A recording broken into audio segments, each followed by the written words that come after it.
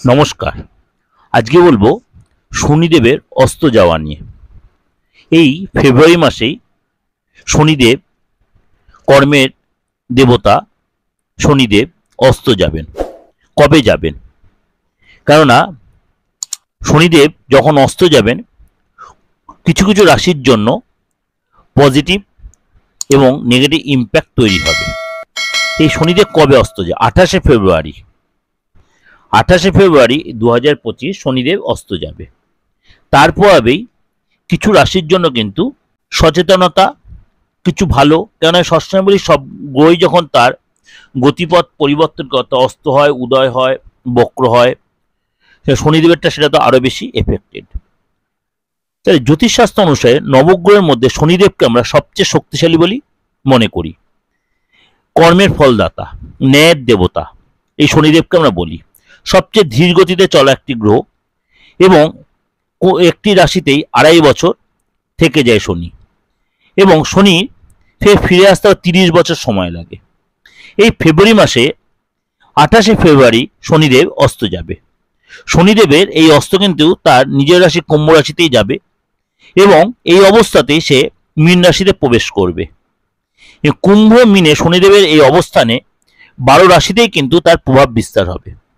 কিছু রাশির জন্য সুখের সময় ফিরবে। কারা হবেন লাকি, চলুন তাহলে জেনে নিই। প্রথম রাশি হচ্ছে কর্কট রাশি। শনিদেবের এই অস্ত যাওয়ার কারণে আপনাদের কর্কট রাশির জন্য সময়টা যথেষ্ট ভালো আসতে চলেছে। এই রাশিতে অষ্টমভাবে শনি অস্ত যাবেন। প্রতিটি ক্ষেত্রেই জাতক জাতিকারা লাভবান হবেন।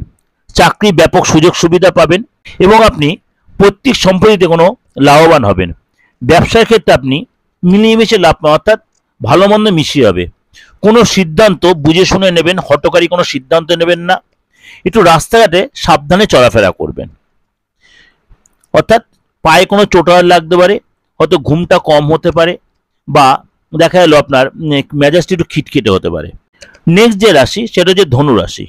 ধনু রাশিও কিন্তু শনি এই অস্ত যাওয়ার কারণে যথেষ্ট সুযোগ সুবিধা পাবেন। এই সময় কিন্তু আপনাদের আপনি মানসিক দিকে অনেকটাই শান্তিতে থাকবেন। ভাই বোনের সাথে সম্পর্ক যথেষ্ট ভালো হবে। কর্মক্ষেত্রে আপনার যথেষ্ট নামডাক হবে। আপনি যথেষ্ট প্রশংসিত হবেন। আপনি লগ্নি থেকে পুরনো যে লগ্নি করেছেন সেখান থেকে আপনি আয় করতে পারবেন। ব্যবসার দিক থেকেও আপনার কোনো দূরস্থানে আপনার যেতে হয়, সেখান থেকে আপনি লাভবান হবেন এবং আপনার মনের ইচ্ছা পূরণ হবেন। আর্থিক পরিস্থিতি আগের চেয়ে ভালো হবে। আপনি ভালো সেভিংস করতে পারবেন। প্রেম জীবনেও যে বাধা বিঘ্ন ছিল সেটা অনেকটাই কাটিয়ে উঠতে পারবেন। নেক্সট যে রাশি সেটা হচ্ছে আপনারই রাশি কুম্ভ রাশি, শনিদেবের প্রিয় রাশি। এই রাশিতেই কিন্তু শনিদেব অস্ত যাবেন। ফলে কাজের জায়গায় কিন্তু আপনার একটা বদল আসবে এবং কোনো কাজ দীর্ঘদিন ধরে যে আটকে ছিল তা কিন্তু আপনার সম্পন্ন হবে এবং আপনার সম্মান বৃদ্ধি পাবে।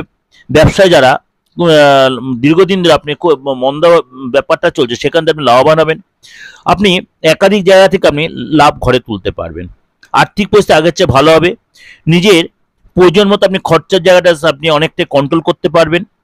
প্রেম জীবন ভালো হবে এবং আপনার অহংকার কিন্তু আপনাকে ত্যাগ করতে হবে। অহংকার, জেদ, ইগো এগুলো কিন্তু আপনার ত্যাগ করতে, না হলে কিন্তু অনেক সুযোগ আপনার হাতছাড়া হতে পারে। এবং প্রেম জীবনে কিন্তু আপনার সেখানেও কিন্তু অহংকার ত্যাগ করতে, নাহলে সম্পর্কে একটু ডিস্টার্ব হতে পারে। শনি এই যে 40 দিন অস্ত যাবে, তার জন্যে কিছু রাশিকে একটু সতর্কতা অবলম্বন করতে হবে। তার মধ্যে প্রথম রাশি হচ্ছে মেষ রাশি।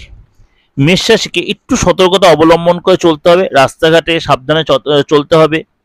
লোকজনের সাথে কথাবার্তা সাবধানে বলতে হবে এবং আপনাকে আপনার ফ্যামিলিগত লাইফে একটু সতর্ক হয়ে অনেক বেশি নিজেকে ধৈর্য রেখে চলতে হবে। আপনার কেউ ভাবমূর্তি নষ্ট করার চেষ্টা করতে পারে।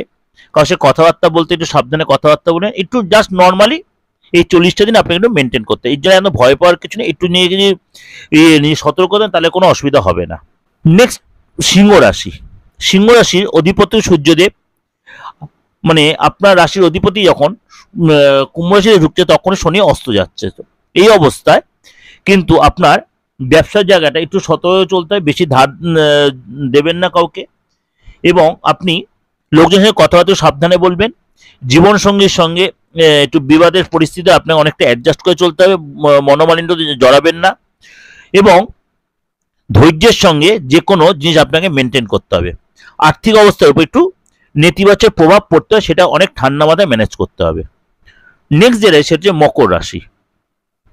মকর রাশির অধিপতিও কিন্তু শনি। এই পরিস্থিতিতে অস্তমিত অবস্থায় আপনার ক্ষেত্রেও নেতিবাচক প্রভাব ফেলবে।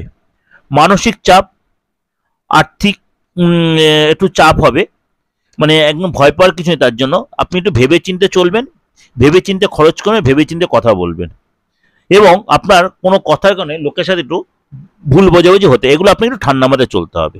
কর্কট রাশি। কর্কট রাশি ভালো, যেমনি বললাম অষ্টম ঘরে আপনার শনি যেমনি অস্তমিত হচ্ছে, কিছুটা আপনাকে সতর্কও থাকতে হবে। কাজের জায়গায় কেউ আপনার সাথে একটু কনস্পিরেসি করতে পারে, প্রিয়জনের সাথে সম্পর্ক একটু ডিস্টার্ব হতে হবে। এগুলো আপনাকে একটু ঠান্ডা মাথায় আপনার অ্যাগ্রেসিভ ভাবটা একটু কাটিয়ে উঠতে হবে, এবং আপনাকে অনেক বেশি সতর্ক এবং সচেতন হয়ে চলতে হবে। অনেক বেশি আপনাকে ধৈর্য ধরতে হবে কাজের জায়গায় এবং ফ্যামিলিতে। তাহলেই দেখবেন এই 40টা দিন আপনি ঠিক ঠান্ডা মাথায় কাটিয়ে দিতে পারবেন। এটা কিন্তু আপনাদের কাছে একটা ওভারঅল ডিসকাশন আমি করলাম। ওভারঅল ডিসকাশন করলাম এই কারণেই বলছি, কেননা এই যে শনিদেবের এই যে আপনার অস্ত যাওয়াতে 12 রাশির ক্ষেত্রে এফেক্ট হবে, কিন্তু আপনার রাশির উপরে সেটা কিন্তু বেশি ইম্প্যাক্ট তৈরি করে। তার জন্য আপনাদের কাছে সেই রাশিগুলো আপনার আলোচনা করলাম। ভালো লাগলে অবশ্যই লাইক করে সাবস্ক্রাইব করে নোটিফিকেশন অন করবেন, যতবার লোকে শেয়ার করবেন। আর যদি যোগাযোগ করতে অবশ্যই বুকিং নায় ফোন করে। নমস্কার, ভালো থাকবেন।